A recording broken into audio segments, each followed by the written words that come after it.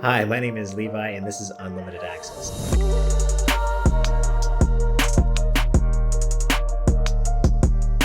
I'm here with Shannon Ellsworth, founder and CEO of MyHealthHatch. Good morning, Levi. Good morning. So we read through this other study from Blue Cross and Blue Shield that talked about basically a lot of people ended up leaving the workforce because they have to be a caregiver. And in fact, they think there's roughly a $221 billion kind of negative effect to the economy because of so many people. So this idea, if I work a full-time job and I have a sick mom at home, I can either try to do both and do them both poorly. I can leave my job, whether full-time or go to part-time or something like that, to then care for my mom, but now I'm not earning income, and there's this big hole in society. Sure, and that report is one of many that we've read that, depending on how you're looking at it, that's a payer, an insurance company looking at what's the cost to them as well of not having a caregiver in the patient's life. The real crisis there, and there's an article from the CDC that talks about it, caregiving being a public health crisis.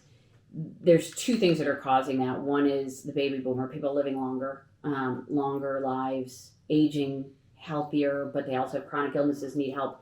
And then also there's less children, so you have a shortage there. And then you also have a shortage in resources in the market to care. So in the past, you might have home health aid, something like that. There's a huge resource shortage there.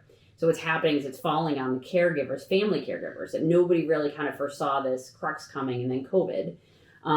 And so what's happening is women are having to take a step back because women are traditionally the caregivers. It doesn't mean men can't. It just happens to be there's all these things that happened in confluence that made women really taking a step back to be a caregiver. I did it myself. At the time, I didn't quit work, but I did step back 50% of my job to support my mom because there weren't resources or money or financials. So as women take a step back, and COVID did that as well, out of necessity, you have to step back. Now you've got more women stepping out of the workplace, or they're giving up their time in the office because you can't do healthcare. You can't do healthcare on the weekends or at night because the doctors are only in the office during the day. So that's a productivity loss that is really significantly impacting women because they are primarily caregivers, families because now you're not contributing as much as you can financially to the family, or your existing savings that you have is now going towards getting people to help do caregiving. So even if you're not taking the step back, you have to pay somebody else to do it. I could do numbers all day long about how much I paid other people to help my mom when she needed help, and I have my dad now, and I pay for people to come in and help. So it's kind of this crazy cyclone or tornado of things that are happening that are really setting us as a country back financially. So there's this huge economic impact, and sometimes we just have to do that, right? Mm-hmm.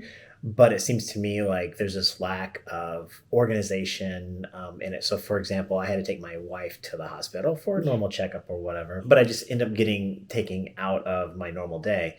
However, there was a front end and a back end to that was also even more complex because I had to go get some information before she went to the hospital. And then afterwards I had to record that information. And I don't have an app today called MyHealthHatch. How can MyHealthHatch actually help people get back some of their time? That's our goal, right? We look at all of the pieces to prep for that. Just going to the appointment, being able to take the appointment, run out and take the appointment, getting your parent to the appointment, organizing somebody else to take them to the appointment. You can't always do it. You've got to there's so many resources locally. 211, I was educated on that. There's, they can get you transportation, but you got to call up, set up the appointment, make sure they have the paperwork, make sure they have everything signed. That's what MyHealthHatch wants to do. We want to take the stuff that you don't even know about, like PT. I just wrote a rant on LinkedIn about needing a DNR for my dad with his home PT. Why? I don't know. Did I care? No. Like it became this really crazy conversation. How do we help you handle the stuff that you never expect when you got to do it? Like you say, checking up, making sure you have your records. That's our goal. Hopefully it will be a very, unobtrusive tool for you that you have the data when you need it.